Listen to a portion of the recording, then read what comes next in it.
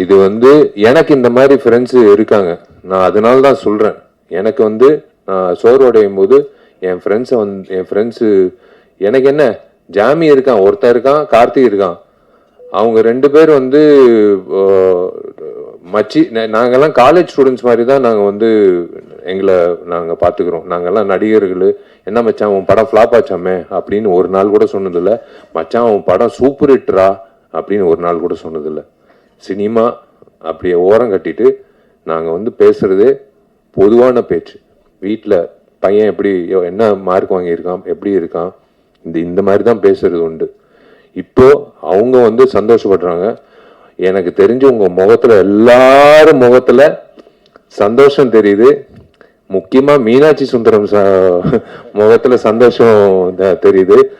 அவர் வந்து மெசேஜ் போட்டாரு, அனுபமா மெசேஜ் போட்டுச்சு, தேவராஜ் சார் மெசேஜ் போட்டாரு.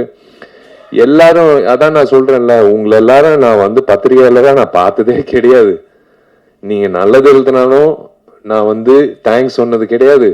நீங்க என்னை பத்தி கெட்டது எழுதினாலும் நான் வந்து உங்களை வந்து கேள்வி கேட்டதும் கிடையாது.